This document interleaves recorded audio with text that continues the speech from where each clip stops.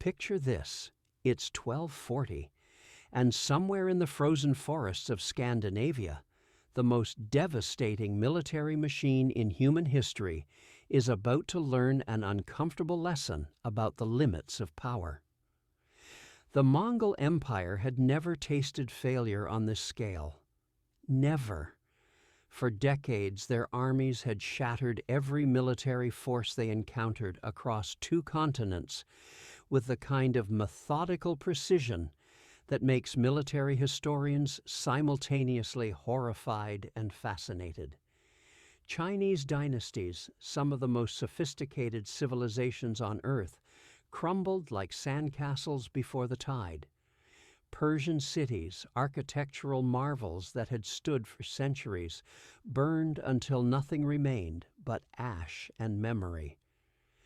Russian principalities surrendered without offering anything that could be called meaningful resistance. Their princes reduced to tributary status before they fully comprehended what had happened to them.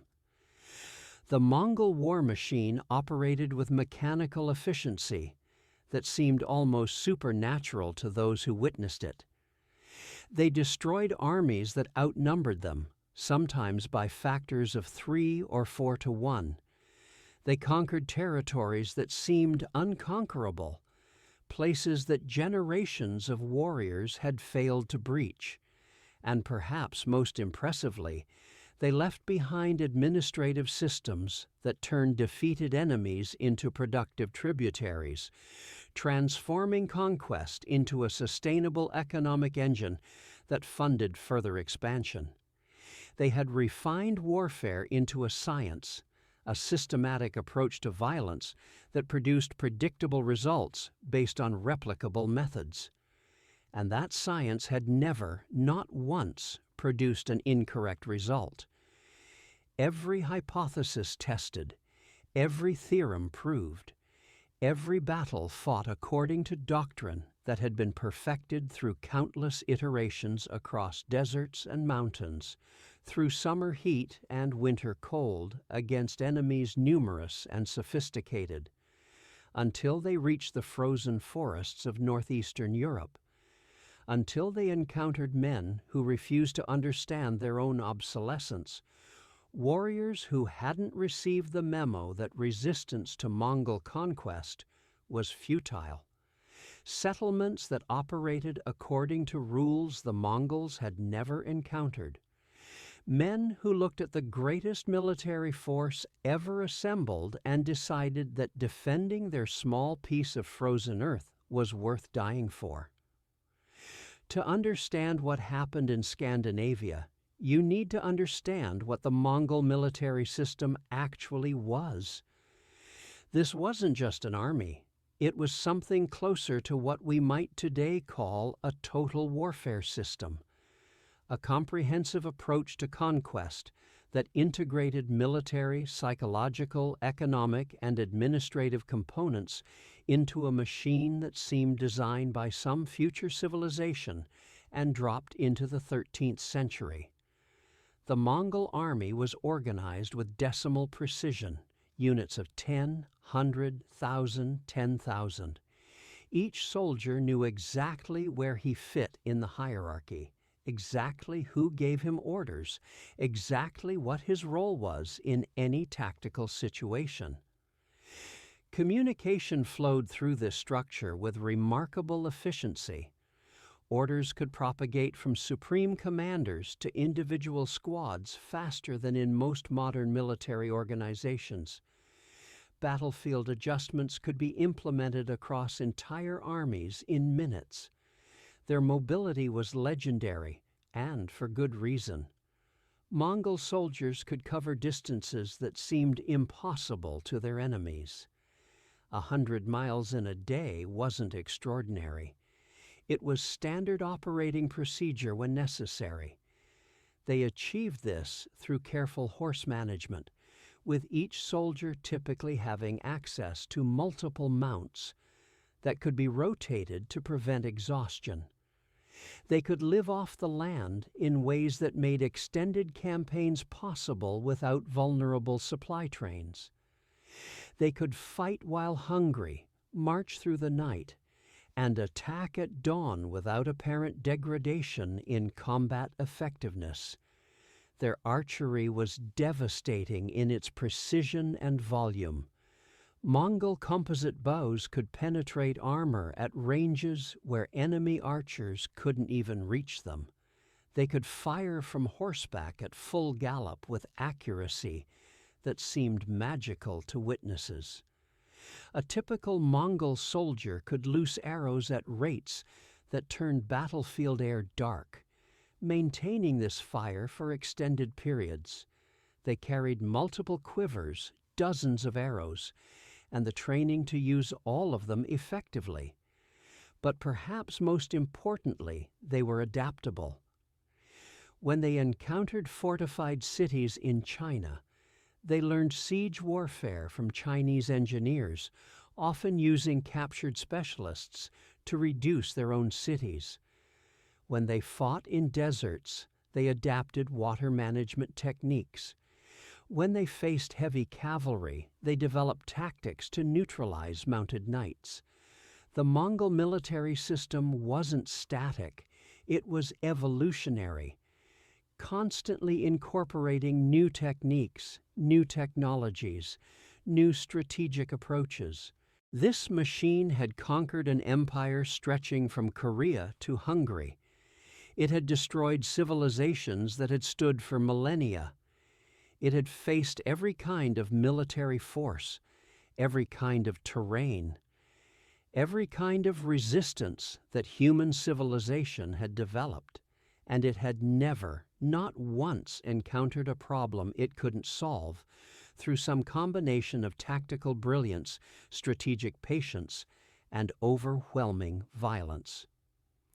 The Mongols who approached Scandinavian territories in 1240 were not exploratory scouts fumbling through unknown terrain with uncertain orders.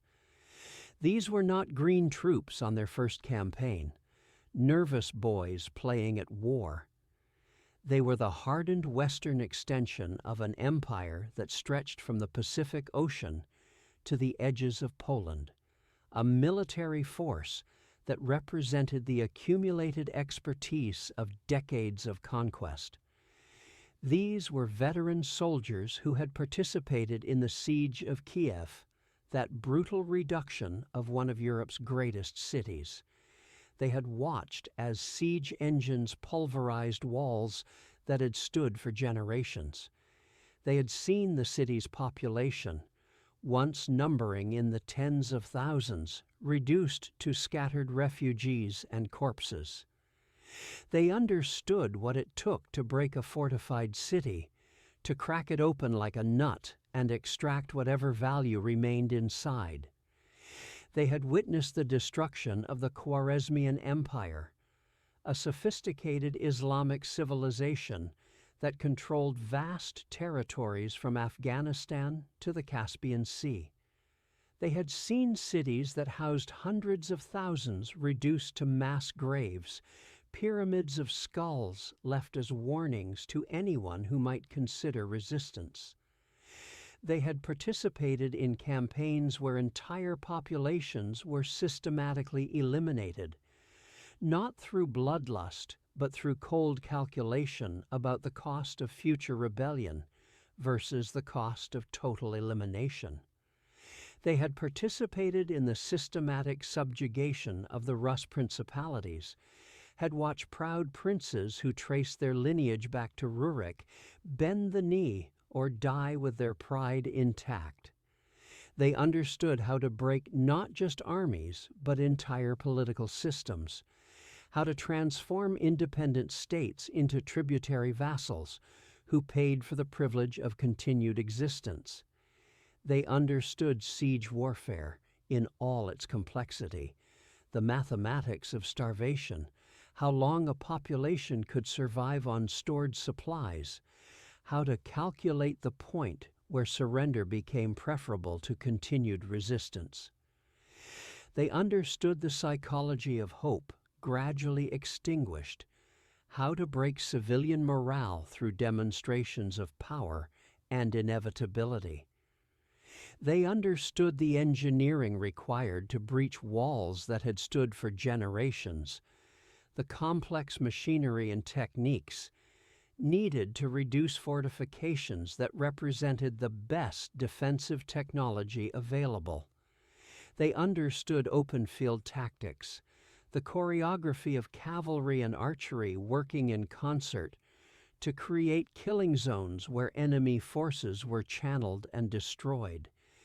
They could execute feigned retreats that lured enemy forces into pursuit, then wheel and destroy overextended formations.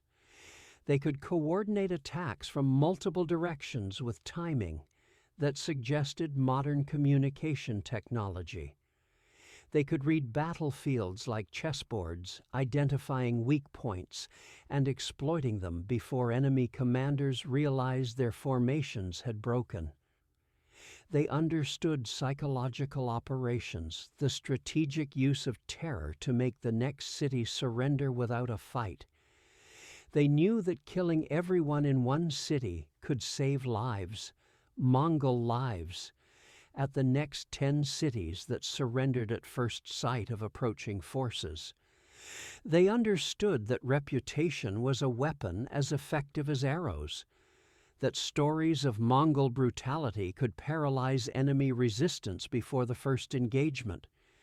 They understood the systematic dismantling of enemy morale, the deliberate targeting of leadership and symbols that held communities together. Kill the prince and his advisors, and the bureaucracy that might organize resistance collapses. Destroy the temples and monasteries and the spiritual framework that might sustain resistance during hardship crumbles. The Mongols didn't just fight armies, they dismantled the social structures that produced armies. They had developed strategies for every terrain type imaginable. Mountains where cavalry seemed useless could be navigated using local guides and pack animals. Plains, perfect for Mongol tactics, could be swept clear of resistance with coordinated cavalry charges. Deserts, where water was scarce, could be crossed using knowledge extracted from captured merchants and traders. River valleys, which might channel armies into kill zones, could be approached from unexpected angles using superior mobility. Each terrain type presented unique challenges, and the Mongols had encountered and solved them all. They had adapted to every climate condition from the steppe winters where temperatures plunged far below zero, to the brutal summers of the Middle Eastern campaigns where heat could kill as effectively as any weapon. They understood how to fight in rain, which ruined bowstrings but could also mask movements. They understood how to fight in snow, which slowed cavalry but also provided cover. They understood how to fight in heat that made armor cooking pots that baked men inside their protection. They had faced every form of military resistance that human ingenuity had devised and had developed countermeasures for all of them. Heavy cavalry, feigned retreats that exhausted armored horses, then archery at range. Infantry formations, archery and mobility that struck from angles. Infantry couldn't effectively defend. Fortified cities, siege techniques learned from the best engineers in China and Persia. Guerrilla tactics, systematic depopulation of territories that might harbor resistance. They brought this accumulated expertise to the northern campaigns with complete confidence in its universal applicability. Why wouldn't they? It had worked everywhere else. It had worked against enemies more numerous, better equipped, more sophisticated. It had worked against fortified cities and mobile armies. It had worked against enemies who fought with religious fervor and enemies who fought with cold calculation. It had worked against the sophisticated bureaucracies of China and the martial traditions of the Rus. It had worked in climates ranging from tropical heat to bitter cold. There was no reason to believe Scandinavia would be different. There was no indication in their reconnaissance reports that these northern warriors possessed some secret technique, some revolutionary military technology that would neutralize Mongol advantages. They were scattered settlements of traders and farmers who maintained martial traditions. The Mongols had conquered harder targets in harsher conditions. And yet, the Vikings they encountered were not the raiders of popular imagination, not the horn-helmeted barbarians of legend and Hollywood fantasy. Those Vikings, if they ever truly existed in that form, belonged to a different era, to the 9th and 10th centuries, when Scandinavian raiders had terrorized European coastlines and established settlements from Iceland to Constantinople. By 1240, the age of coastal raids and monastery plundering had largely concluded, had faded into stories that old men told young boys to teach them about the glory days. The great raids on England and France were history. The establishment of the Danelaw was centuries past. The Norman conquest of England, led by descendants of Vikings who had become French, was nearly 200 years in the rearview mirror.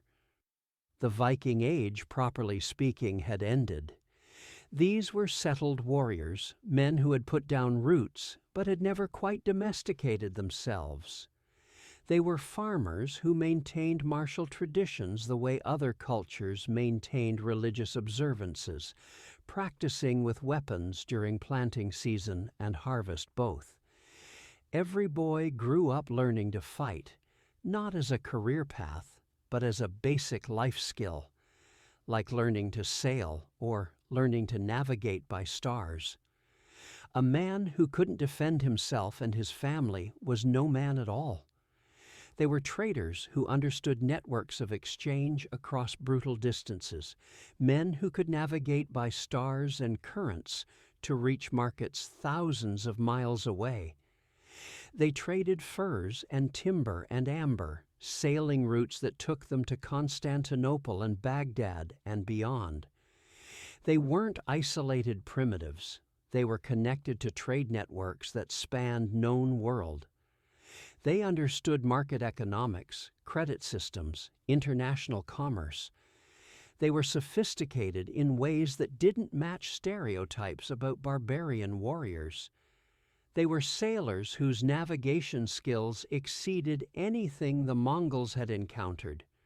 Men who could read weather patterns the way scholars read manuscripts. They could predict storms from subtle changes in wind and wave. They could navigate through fog using techniques that seemed like magic to landbound observers. They could sail their longships through conditions that would sink other vessels, could beach and launch them quickly for rapid strikes or rapid escapes. The sea was their territory in ways that no continental power could match. They lived in communities that valued individual combat prowess above almost everything else. A man's reputation was built on his ability to fight, to endure, to stand firm when others fled. Honor culture wasn't just an abstract concept. It was the organizing principle of social life. A man's word had to be good because there was no central authority to enforce contracts. A man's courage had to be proven because cowards were cast out. A man's fighting skill had to be maintained because conflict could emerge from any dispute. They maintained oral traditions of tactical knowledge, passing down lessons learned in blood from father to son, from veteran to recruit. There were no military academies, no written tactical manuals, but the accumulated wisdom of generations of warriors was transmitted through stories and practice. Young men learned how to fight not from books, but from scarred veterans who demonstrated techniques and explained why they worked. This knowledge was living tradition, constantly updated by new experiences, constantly refined through actual combat. They possessed intimate familiarity with environments that killed outsiders through simple exposure, terrain that required no army to defend it because the land itself was weaponized. They knew where ice would support weight and where it would crack. They knew which passes stayed open in winter and which became death traps.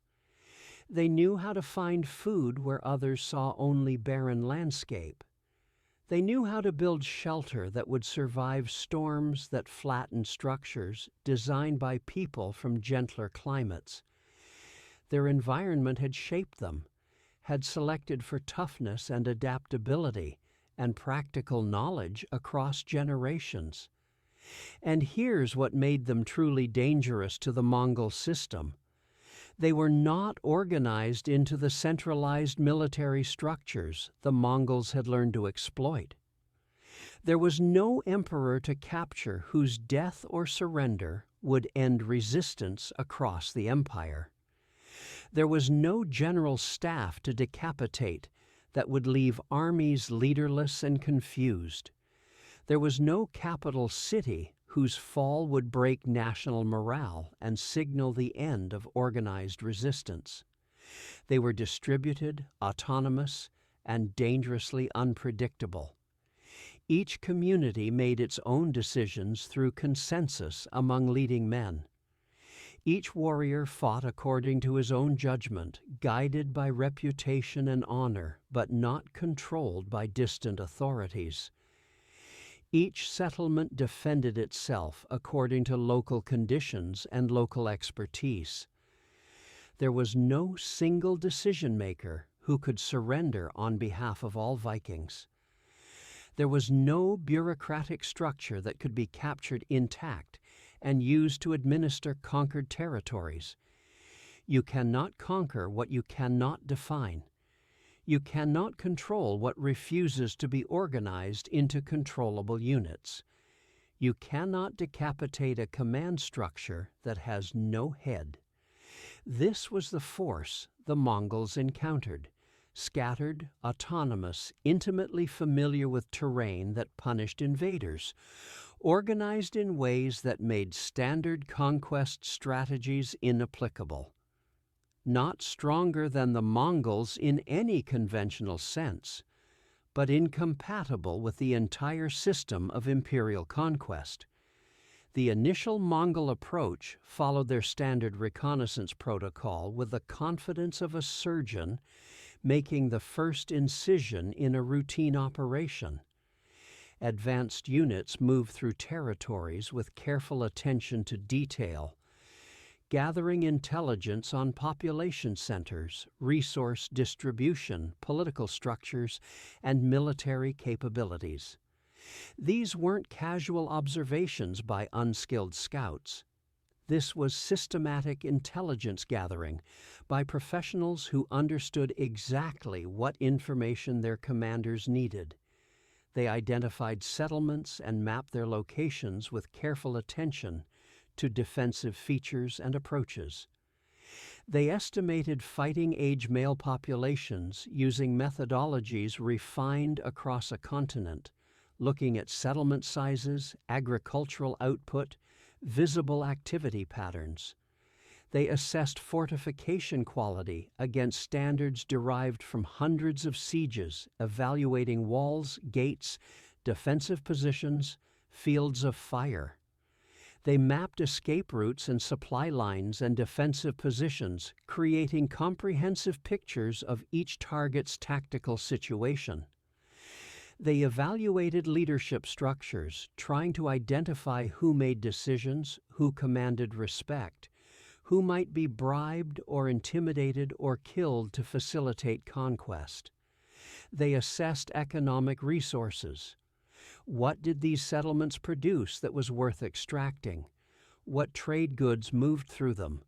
What wealth might be seized to pay for the campaign?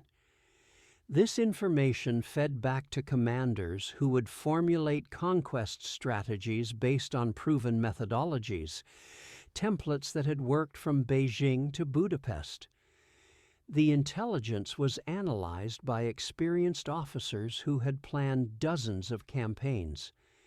Maps were drawn, probable casualties were calculated, supply requirements were estimated, campaign timelines were projected.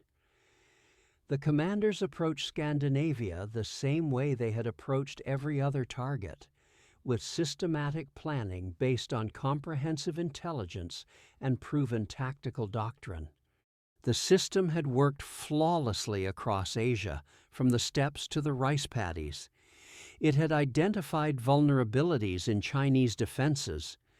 It had predicted Persian responses. It had accurately assessed Russian military capabilities. The intelligence network was one of the Mongol Empire's most sophisticated systems, producing actionable information that enabled conquest with minimal waste of resources. It had worked across the Middle East, adapting to desert warfare and city sieges with equal effectiveness. Intelligence officers had learned to account for religious factors that might affect resistance. They had learned to identify factional divisions that could be exploited.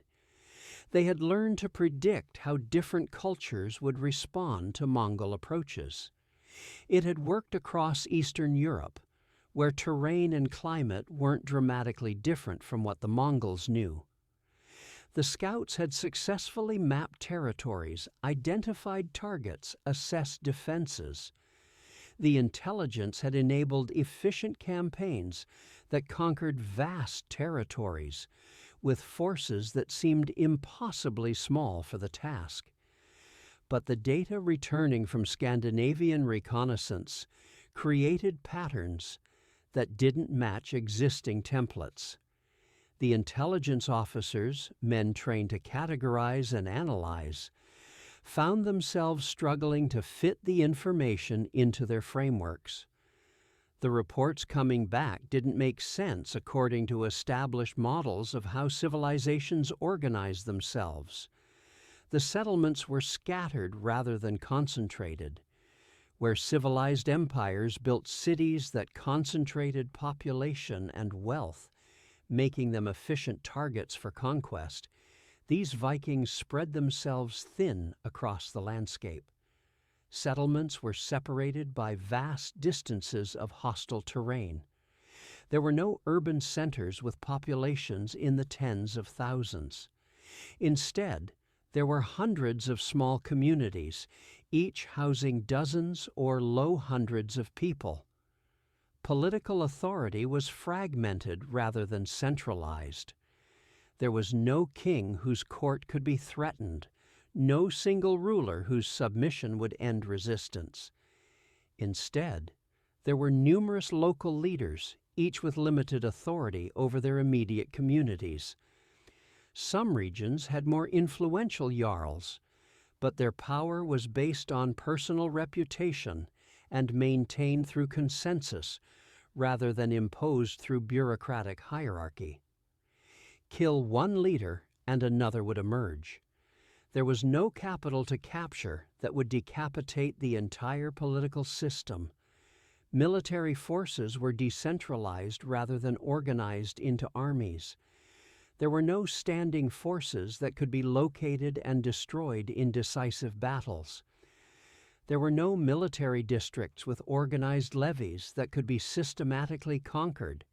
Instead, every settlement was its own military unit, with every able man expected to fight when necessary.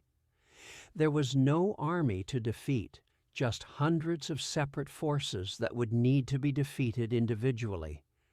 There was no single ruler to threaten, no capital city to besiege whose fall would signal the end of resistance, no concentrated wealth to seize that would make conquest profitable. The standard Mongol strategy of decapitation, strikes against leadership structures, had no clear target. The precision tool they had perfected required a specific target, and that target didn't exist here. You cannot behead a hydra. Cut off one head, and two grow back. Cut off those, and more emerge. There was no single point of failure whose elimination would collapse the entire system. You cannot negotiate with a distributed network that has no spokesperson authorized to surrender on behalf of the whole. Even if a local leader agreed to terms, he could only speak for his immediate community. His neighbors remained autonomous, free to continue resistance regardless of his decision.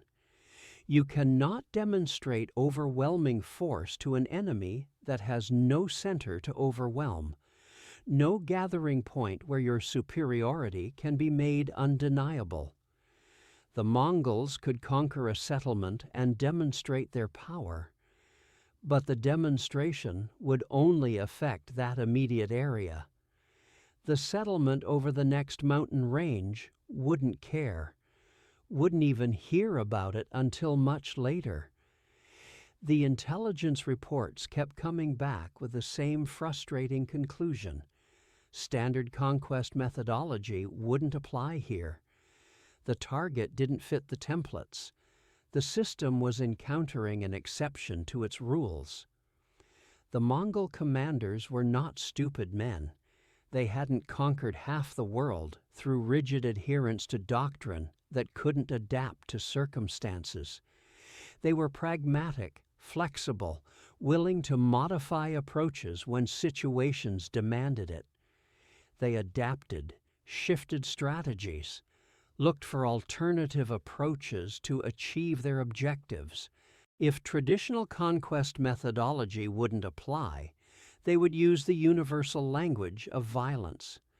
Violence was something all humans understood, regardless of political organization or cultural sophistication. Pain, death, destruction.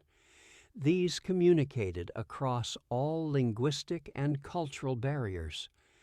They would burn settlements until submission became preferable to resistance. They would demonstrate the cost of opposition through systematic destruction that left survivors with only two choices: submit or die. They would create refugees whose testimony would spread fear faster than armies could march. Psychological warfare on a strategic scale. Survivors from destroyed settlements would flee to neighbors carrying stories of Mongol brutality. These stories would spread, would multiply in the telling, would create atmospheres of dread that softened resistance before Mongol forces even arrived. It was efficient, using violence at one location to achieve surrender at 10 others. This had worked before. It had worked spectacularly in Persia, where the destruction of a few cities convinced dozens of others to surrender without resistance. The massacre at Nishapur, where Mongol forces spent days systematically killing every living thing in the city, had convinced other Persian cities that resistance was futile. It had worked in China, where the fate of defiant cities convinced pragmatic officials to collaborate rather than face destruction. It would work again. It had to work again. There was no reason to believe that Scandinavians were somehow immune to fear or rational self-interest. The Mongol commanders discussed their approach. They would begin with smaller settlements, easy targets, that would demonstrate Mongol power. They would show no mercy, would kill everyone to make the lesson clear. Survivors from nearby areas would witness the destruction and spread word. Larger settlements would hear the stories and surrender when Mongol forces approached. It was a proven strategy, refined through decades of conquest. The violence would be proportional to resistance. Those who surrendered immediately would be spared. Those who resisted would be eliminated. Simple, clear, effective. The first Mongol force entered a coastal settlement expecting minimal resistance based on their intelligence estimates and their experience with similar-sized communities elsewhere. The reconnaissance had identified it as a small trading settlement, maybe 200 people total with minimal fortifications. Standard procedure suggested this would take a day, maybe two if the defenders were particularly stubborn. They would surround it, demand surrender, and either accept submission or burn it to the ground. By evening, they would be camped in the ruins, preparing to move on to the next target. The population should have fled, scattered into the countryside to avoid the coming storm. That was the rational response to approaching Mongol forces when you lacked the strength to resist. Or they should have surrendered, sent out their elders to negotiate terms that might preserve some lives and some property. The Mongols had seen both responses countless times.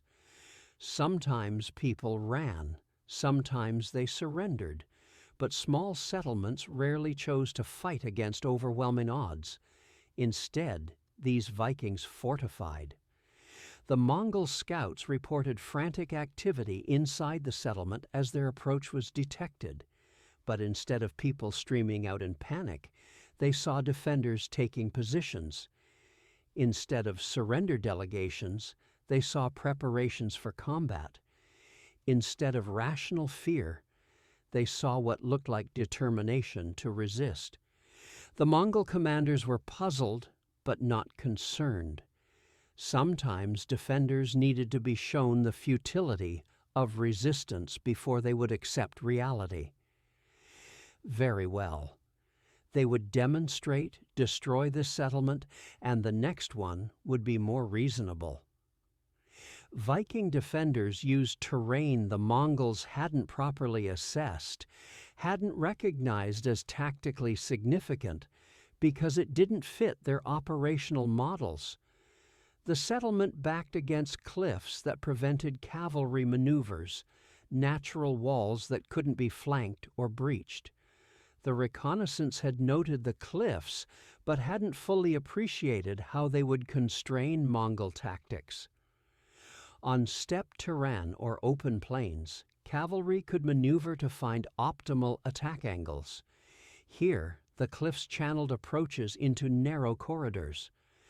Approaches funneled through narrow passages where Mongol numerical advantages became irrelevant, where 1,000 men could be held by 100 if those 100 knew what they were doing. The terrain created natural choke points that the defenders had prepared thoroughly. Wooden barricades blocked the easiest approaches.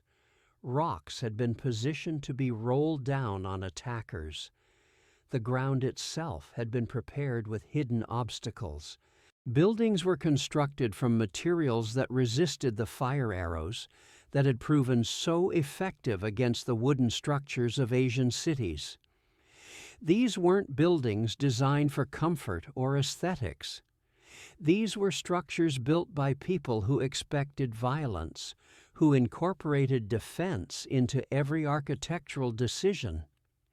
Heavy timber, locally sourced from trees that had grown slowly in harsh climate, was dense and fire-resistant. The Vikings had treated wood with techniques passed down through generations, mixtures that made it even harder to burn. Stone foundations that couldn't be undermined provided structural stability. Roof angles that shed arrows rather than collecting them meant that fire arrows didn't lodge and spread flames. Small windows that could be shuttered made it difficult for attackers to shoot inside. Thick walls provided protection against archery. Everything about the construction reflected accumulated defensive wisdom. The architecture itself was defensive in ways the Mongols hadn't encountered. Every settlement was a miniature fortress, not through elaborate fortifications, but through accumulated practical wisdom about how to survive in a hostile world.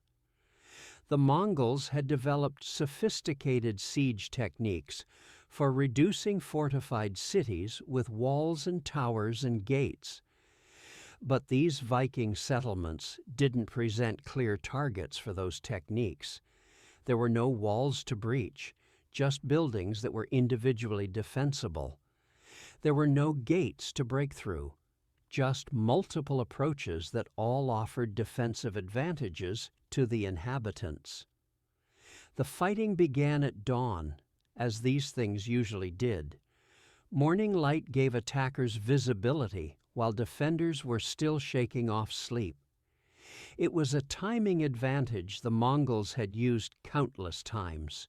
Hit them early, hit them hard, break their defense before they can fully organize. Speed and violence and overwhelming force in the first moments could shatter resistance before it solidified. Mongol archers, among the most skilled in the world, launched volleys designed to suppress defender movements and create panic. These were men who could hit targets at ranges that seemed impossible, who could maintain sustained fire rates that turned the sky dark with arrows. Each archer carried multiple quivers, 60 arrows or more, and the training to use all of them accurately. The psychological effect was usually devastating even before arrows started hitting targets. The sound alone, thousands of arrows whistling through air, broke formations before they struck flesh. Men who had never faced Mongol archery often fled at the first volley, before casualties mounted, simply from the terror of that sound. Those who stood faced arrows coming in waves, continuous fire that prevented movement, that pinned defenders in place while cavalry maneuvered for killing strikes. Viking warriors responded not with panic, but with coordinated defensive fire from protected positions. They had prepared covered positions that provided shelter from arrows while allowing them to shoot back. They weren't trying to win an archery duel against superior marksmen.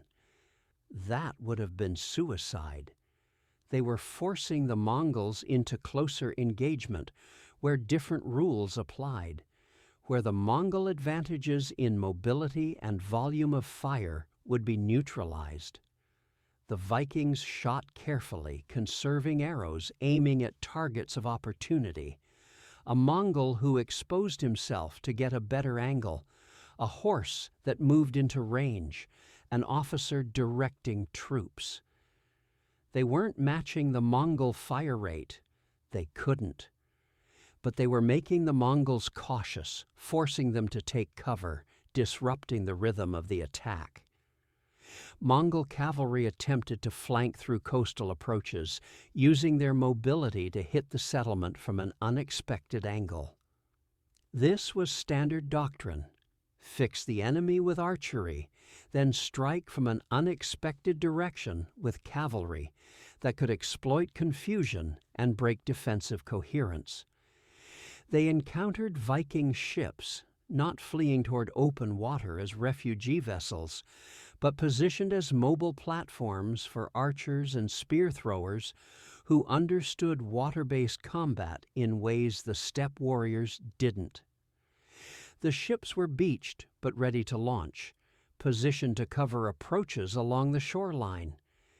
Vikings on the ships had height advantages and stable platforms. They shot down at cavalry attempting to maneuver on rocky beaches. They threw spears at ranges where Mongol return fire was less effective. They created a defensive zone along the entire coastline that cavalry couldn't penetrate without taking heavy casualties. Horses that were tremendous assets on open plains became liabilities on rocky shorelines. The footing was treacherous, loose stones and tidal pools and sudden drops. Horses trained for steppe warfare, for flat terrain where they could gallop at full speed, struggled with the irregular ground. They stepped cautiously, unable to generate momentum.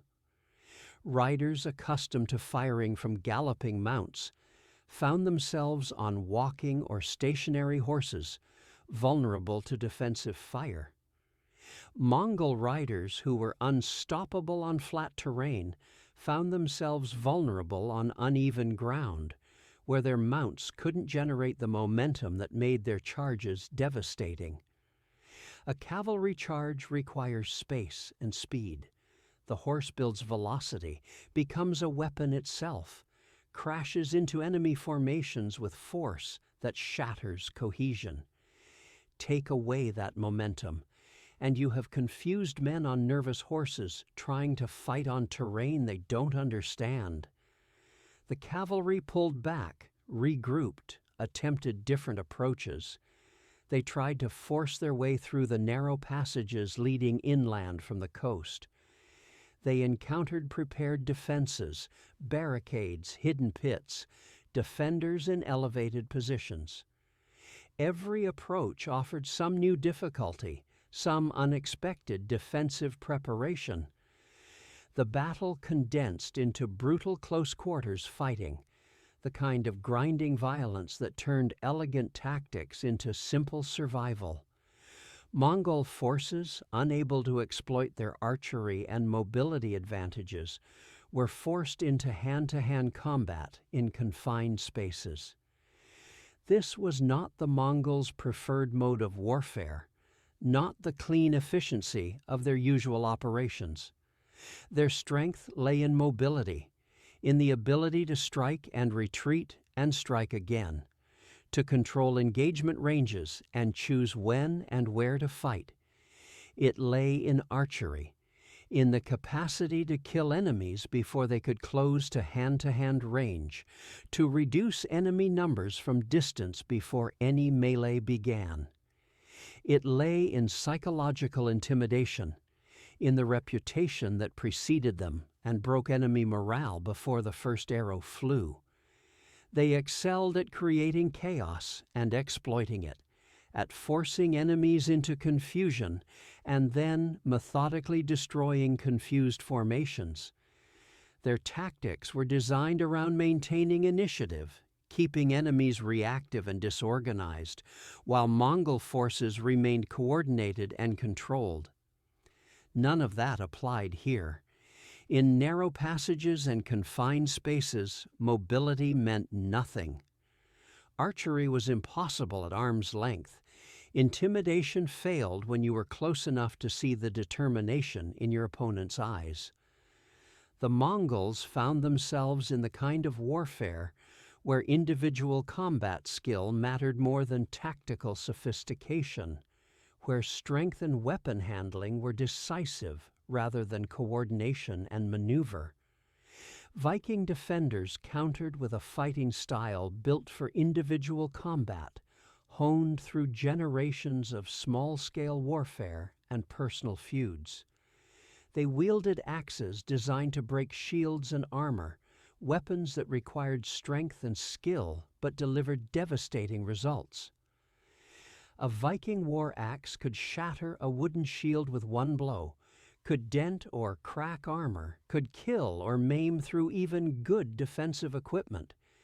These weren't weapons for finesse. They were weapons for brutal, decisive strikes. They used their environmental knowledge to create choke points where Mongol numbers became disadvantages, where more men just meant more targets in confined spaces. In narrow passages, only the front rank could fight effectively. Numbers in the rear ranks couldn't contribute, just pressed forward and created confusion. The Vikings, defending familiar ground, knew exactly where to position themselves to maximize these advantages. They fought with the desperation of men defending not an empire or an abstract political concept, but their families, their homes, their specific pieces of earth. That kind of motivation doesn't break easily. There's no retreat from defending your home. There's no strategic withdrawal when your family is 50 feet behind you. The Vikings weren't fighting to hold territory that could be traded for favorable peace terms.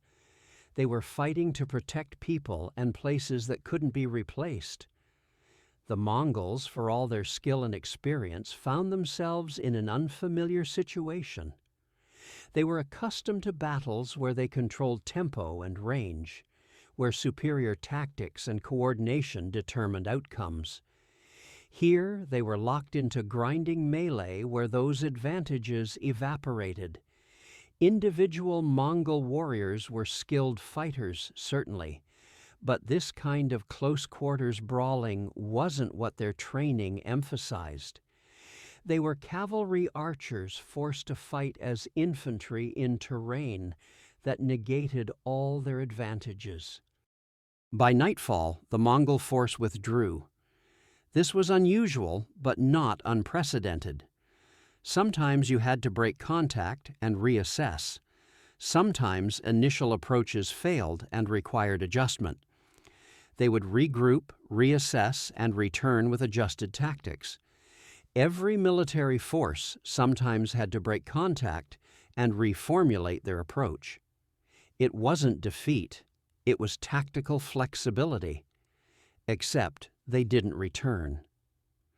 The coastal settlement had cost them more casualties than anticipated, more than the intelligence estimates suggested was possible.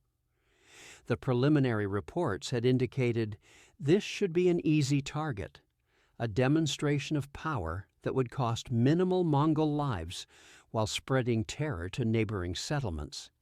Instead, they had lost men, not catastrophically, not enough to break the force, but more than made sense for a settlement of this size.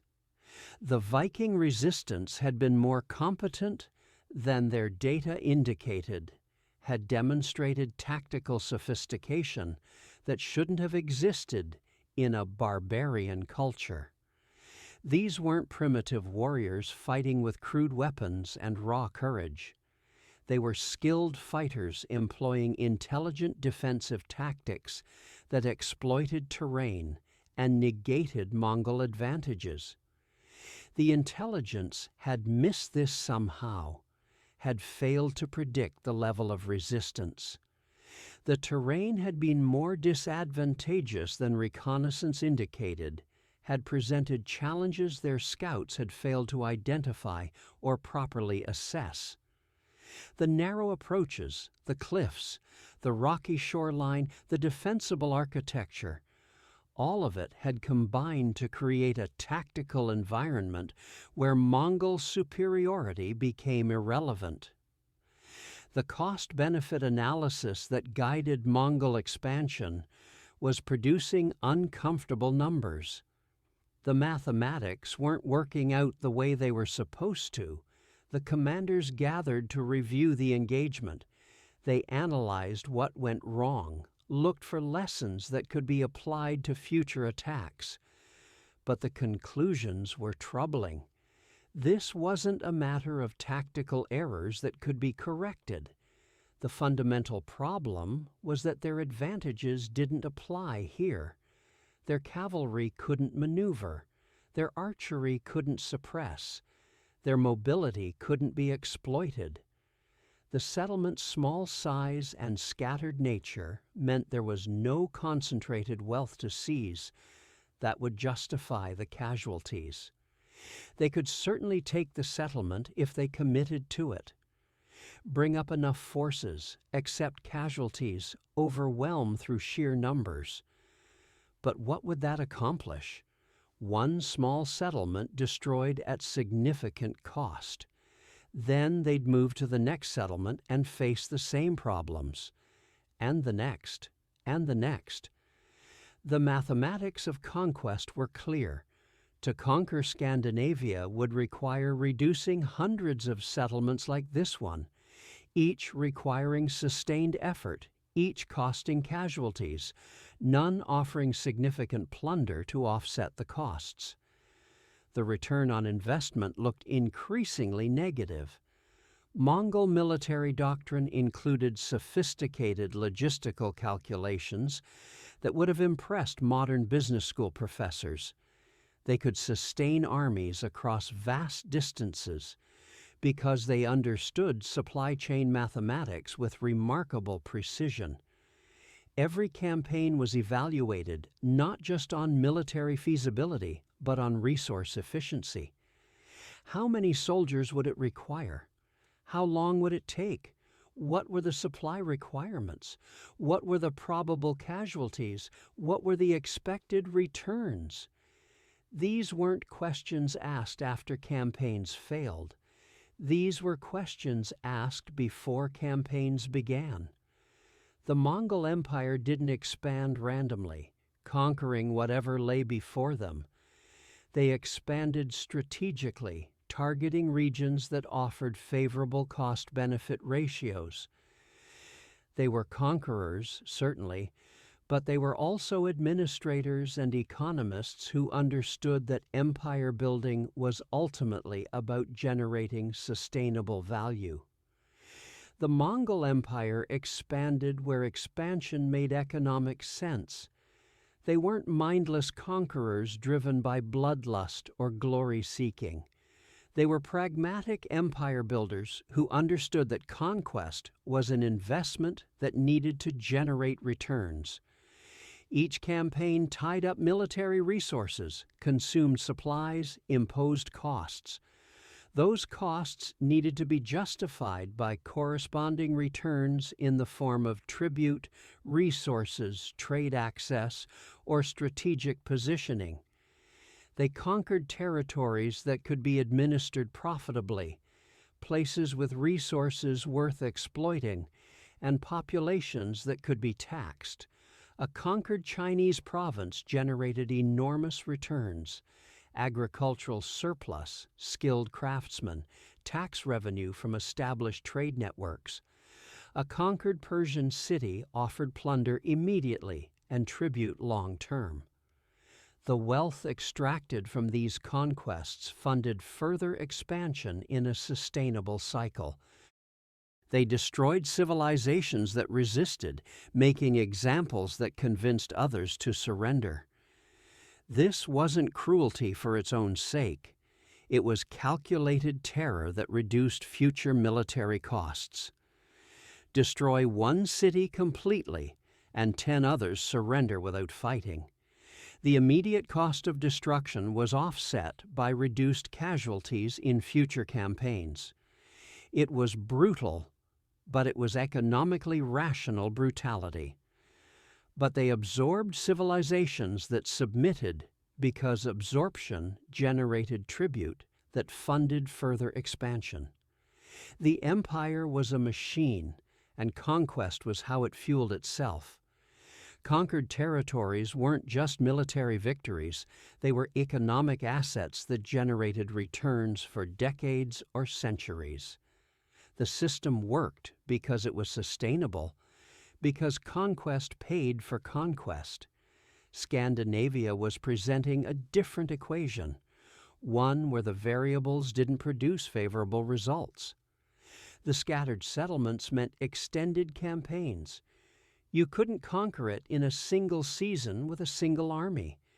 You'd need multiple forces operating simultaneously across difficult terrain for months or years. Each force would require supply lines stretching across hostile territory. The logistical costs would be substantial and continuous. The terrain favored defenders in ways that multiplied their effective strength. Every forest was cover for ambushes. Every cliff was a natural fortress. Every narrow passage was a potential killing ground. Mongol forces would be fighting at permanent disadvantage, unable to employ tactics that had proven effective elsewhere. The climate created supply challenges that the Mongols had never faced at this scale.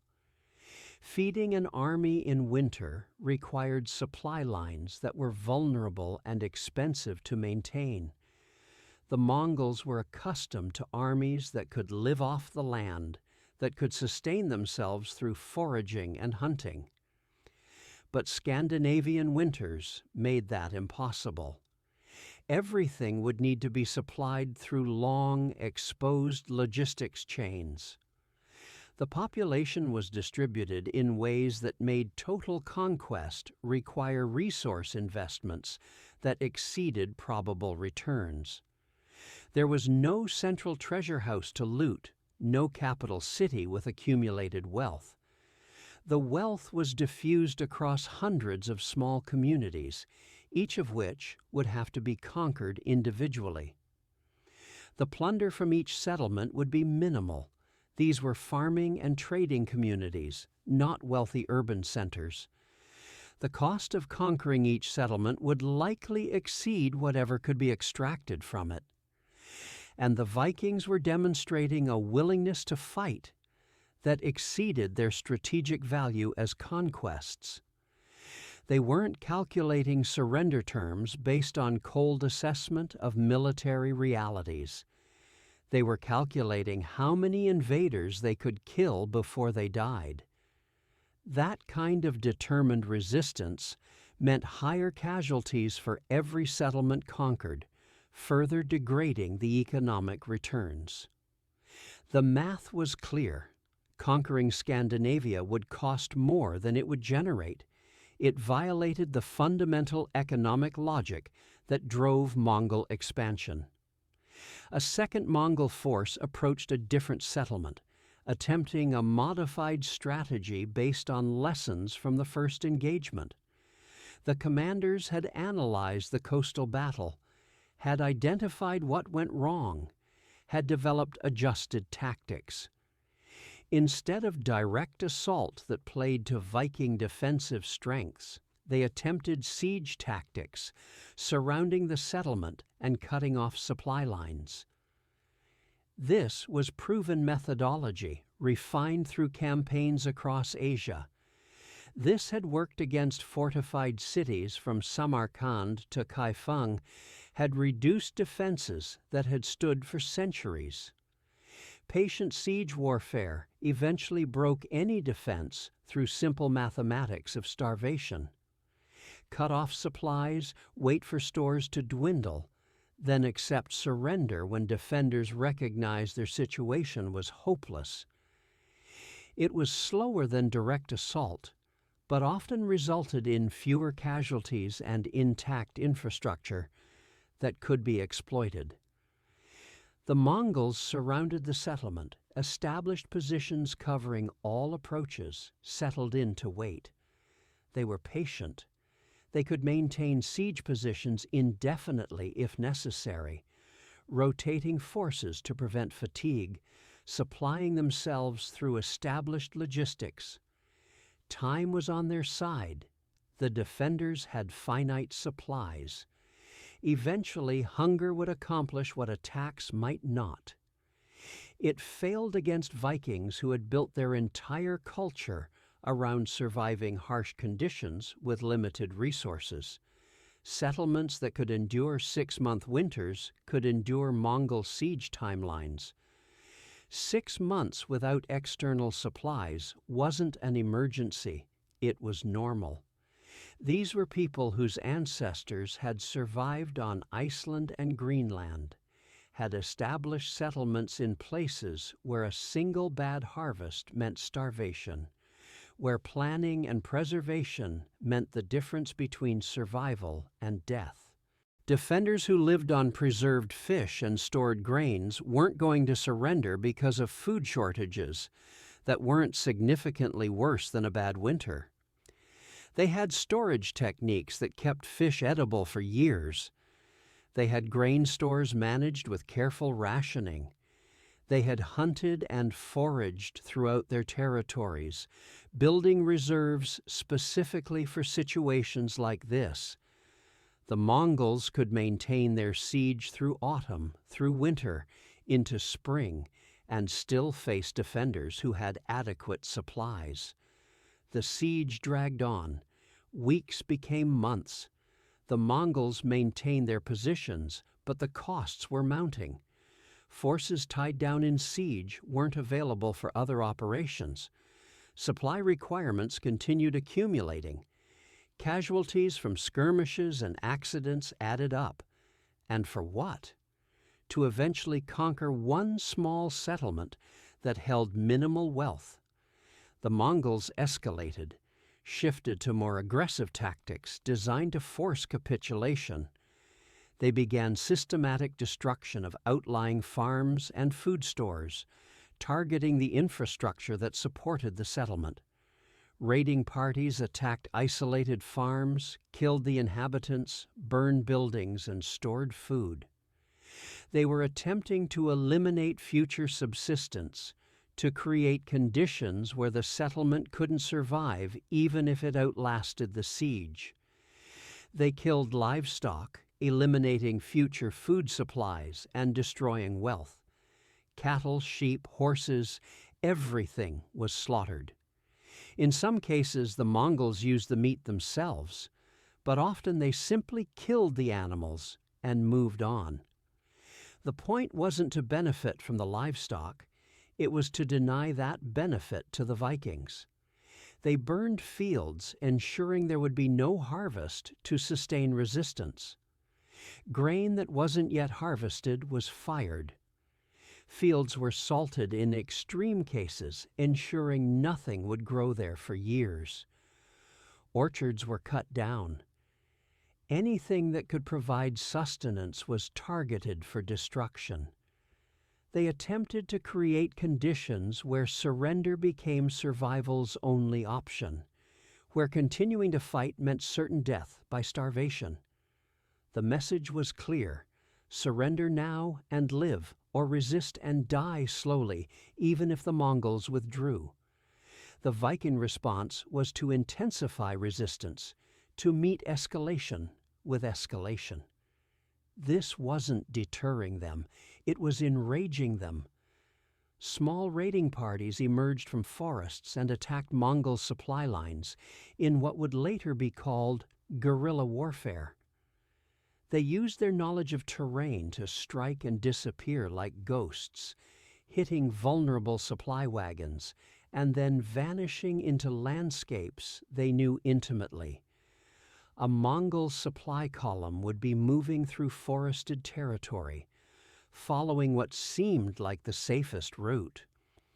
Vikings would attack from tree lines, kill guards, burn or scatter supplies, then disappear before reinforcements arrived. They employed tactics that the Mongols normally used against enemies: mobility and unpredictability combined with intimate environmental knowledge. The hunted became hunters. The besieged became raiders. Instead of waiting passively for relief or starvation, they took the fight to their attackers. They hit Mongol camps at night, killed sentries, spread chaos, and disappeared.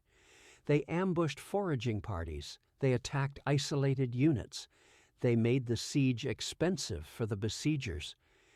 The Mongol advantages were eroding day by day.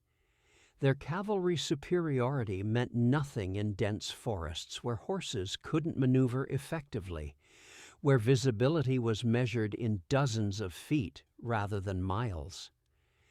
Their archery skills were countered by opponents using similar weapons from protected positions, fighting defensively rather than trying to match Mongol fire rates. Their numerical strength was diluted across territory that couldn't support concentrated forces.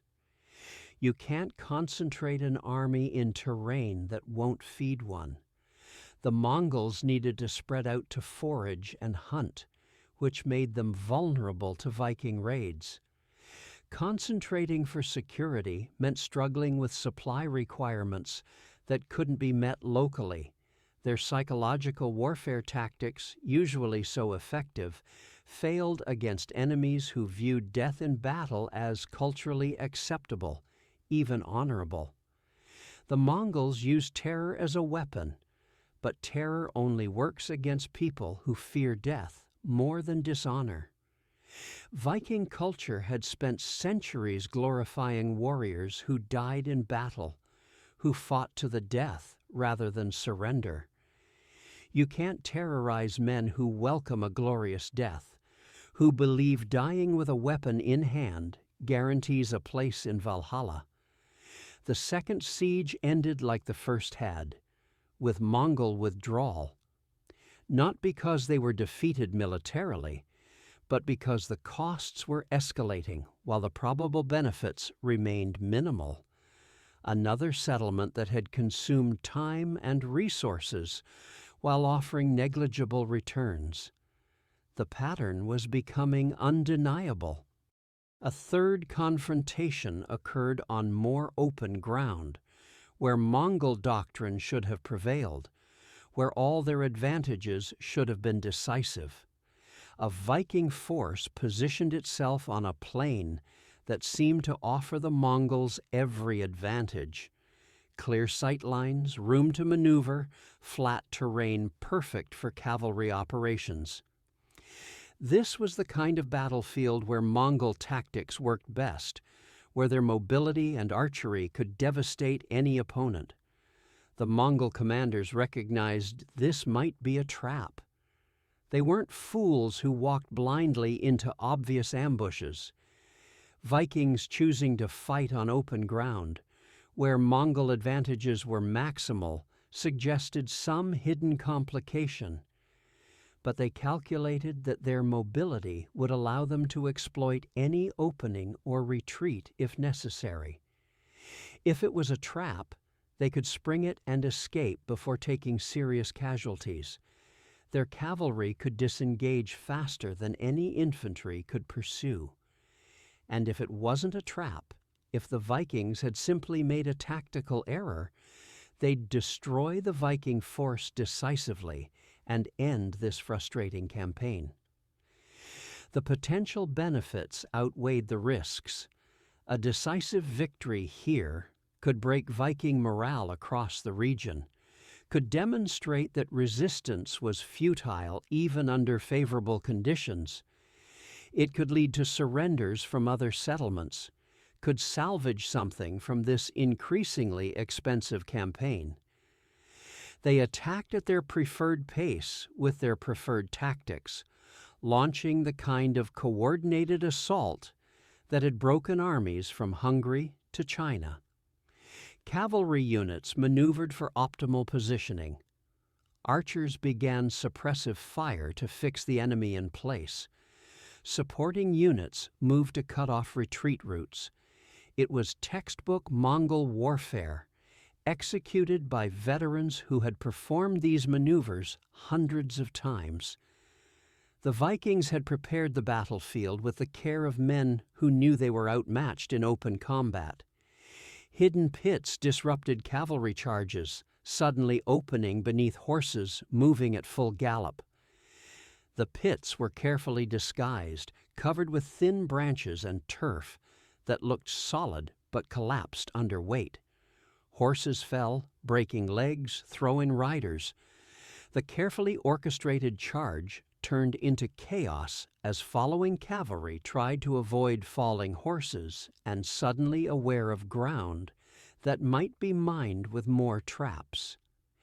Concealed archers waited in tree lines at the edge of the plain, close enough to engage but protected by cover.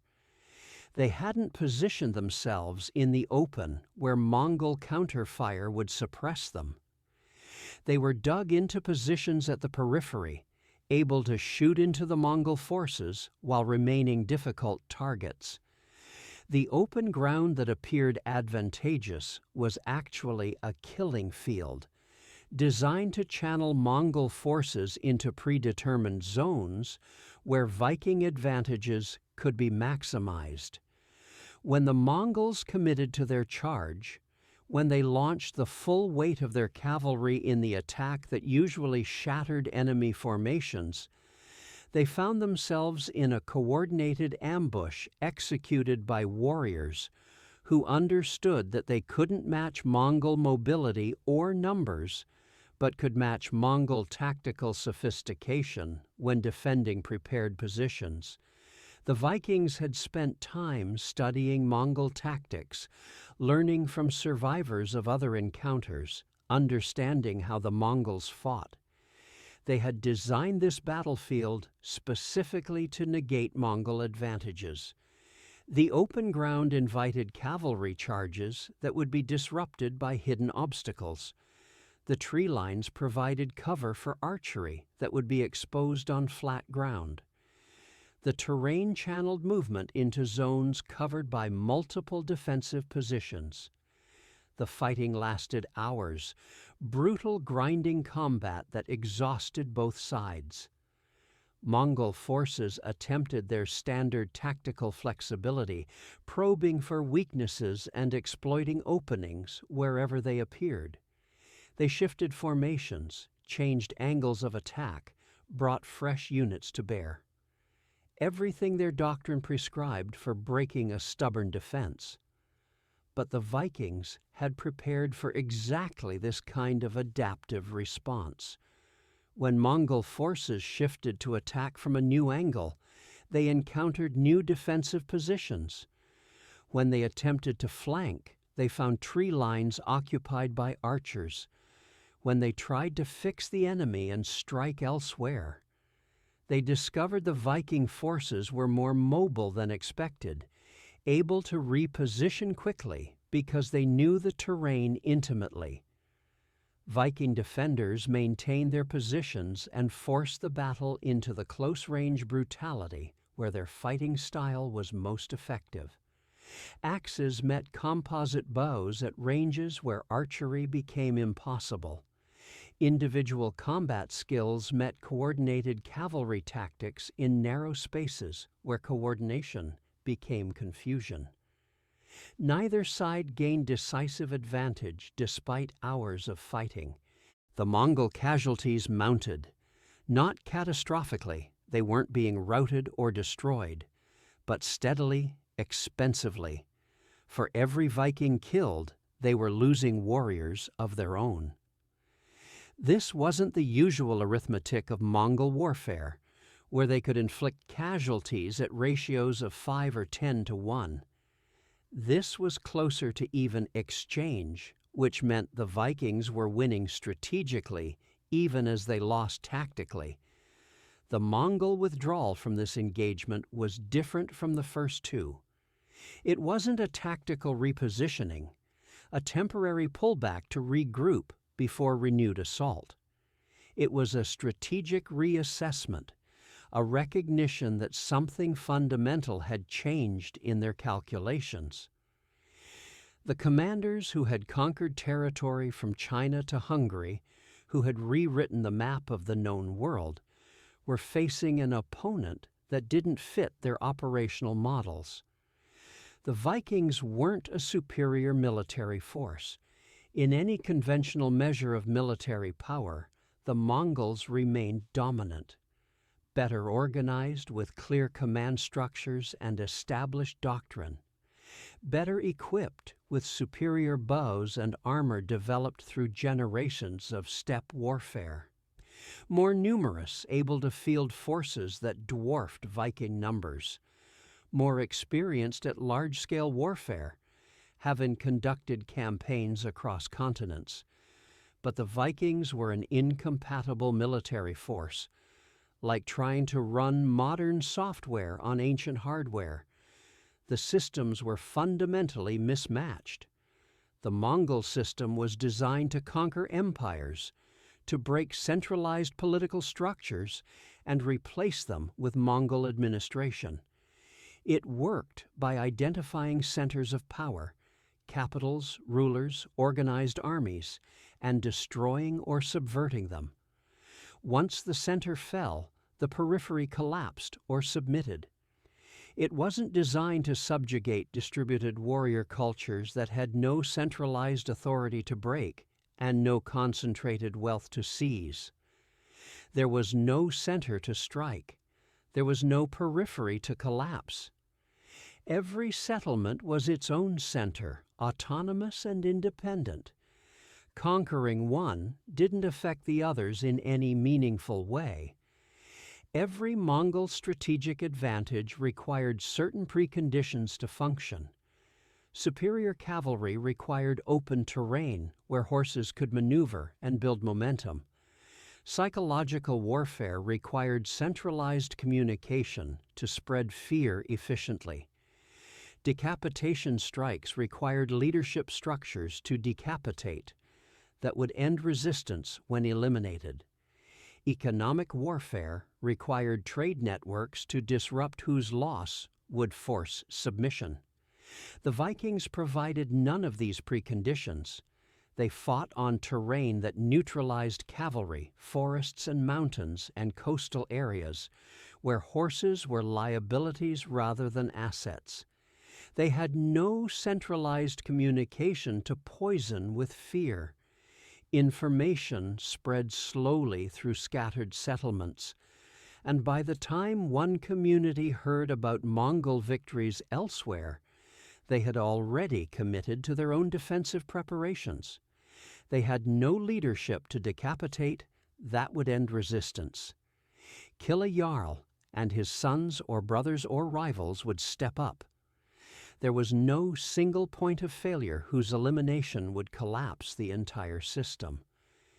They had no critical trade networks whose disruption would force surrender.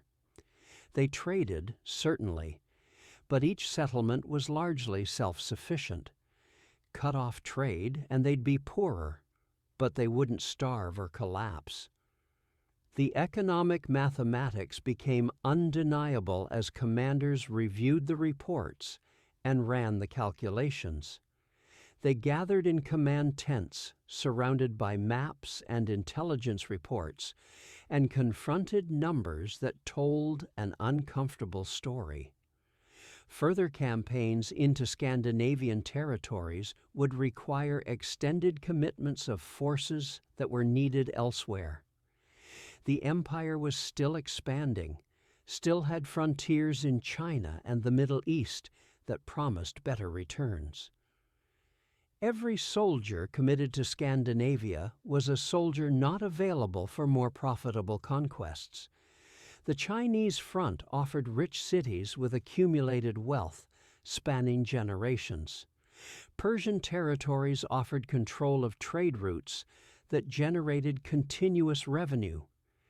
Even Eastern European campaigns offered plunder and tribute that justified military investment. Scandinavia offered scattered settlements with minimal wealth, distributed across terrain that made conquest expensive and administration nearly impossible. The probable returns, tribute, territory, resources, didn't justify the certain costs. What tribute could you extract from farming settlements whose total wealth wouldn't pay for a month of military operations? What territory was worth holding when it couldn't support occupying forces and generated no revenue? What resources existed here that weren't more easily obtained through trade than conquest? The Mongol Empire operated on conquest efficiency, on the principle that military power should be used where it generated the best returns. They destroyed empires because destroying empires made strategic sense, because the wealth of a conquered empire funded the next conquest. The system was predicated on sustainable expansion, conquest that paid for itself and then some. Destroying the Vikings didn't make strategic sense. The costs were escalating while the probable benefits remained minimal. The mathematics that had guided the empire to dominate 2 continents were now indicating withdrawal. This wasn't defeat, it was resource optimization. It was choosing not to invest in a venture with negative expected returns. The commanders drafted their reports to send back to higher authorities. They documented the campaigns, detailed the challenges, provided their calculations and recommendations. The recommendation was unanimous: redirect forces to more productive theaters. Scandinavia wasn't worth the investment required to conquer it. The Mongol withdrawal from Scandinavian campaigns in 1240 wasn't a military defeat in the traditional sense. That's important to understand. They weren't routed from the field by superior enemy forces. They weren't forced to retreat after decisive battlefield losses. They didn't lose a climactic battle that broke their army and forced withdrawal. No Viking force destroyed a Mongol army and drove them from the field in panic.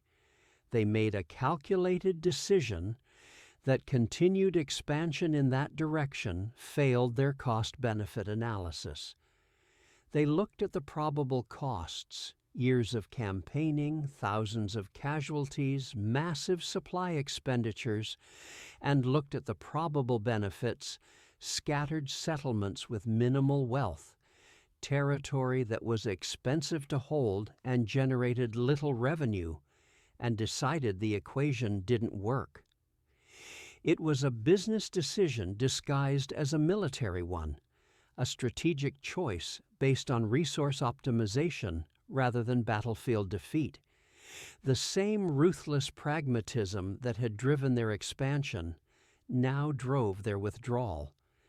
They had better opportunities elsewhere. Why waste resources on negative return ventures when positive return opportunities existed?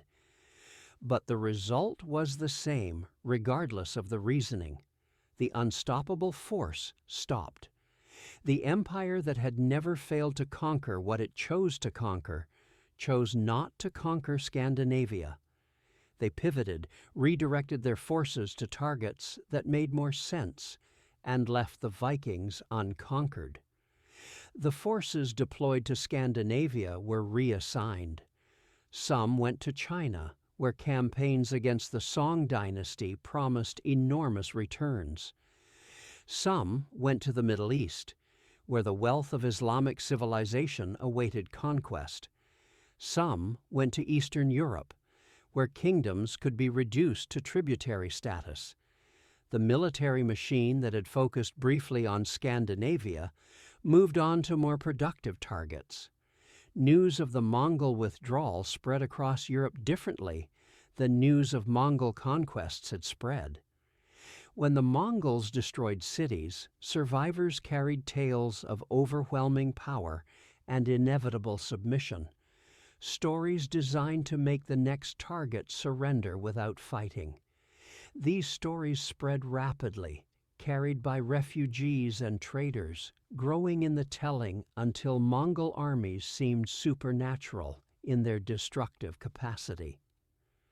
When the Mongols withdrew from Scandinavia, the narrative was different, more complex, harder to categorize.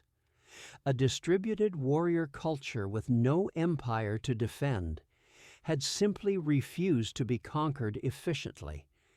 They hadn't matched Mongol military superiority in any conventional sense. They hadn't defeated Mongol armies in decisive battles. They hadn't developed revolutionary new weapons or tactics. They'd made Mongol military superiority irrelevant by refusing to fight the kind of war the Mongols were designed to win. They'd fought defensively on terrain that negated Mongol advantages. They'd organized in ways that made standard conquest strategies inapplicable. They'd made victory so expensive that it became indistinguishable from defeat. The Vikings didn't celebrate a great victory because they didn't view it as such. There were no triumphal parades through settlements, no victory monuments erected to commemorate the defeat of the mighty Mongols, no songs celebrating their defiance of the greatest military force in the world. They defended their settlements as they always had. They'd maintained their autonomy as they always had. They'd done what they'd always done, survived in environments that killed others and fought when survival required fighting. The concept that they'd accomplished something historically significant didn't register because from their perspective, they'd simply continued being Vikings. Some warriors died gloriously in battle, which was a good death worthy of songs and remembrance. Some settlements were damaged but could be rebuilt, which was expected after conflict. The Mongols left, which was preferable to the Mongols staying, but didn't feel like a world-changing victory. They had fought to defend their homes, and their homes still stood. They had fought to maintain their independence, and they remained independent. From their perspective, this was success, but not exceptional success. Just the normal result of standing firm and fighting when necessary. The idea that they had accomplished what great empires couldn't, that they had stopped a force that had conquered from the Pacific to the Mediterranean, didn't really occur to them.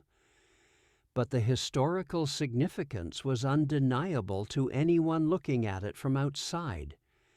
The Mongol Empire that had destroyed the Khwarezmian Empire, one of the most powerful Islamic civilizations of its time, conquered the Jin dynasty that had ruled northern China and subjugated Kievan Rus, had encountered an opponent whose very structure made them unconquerable by Mongol methods.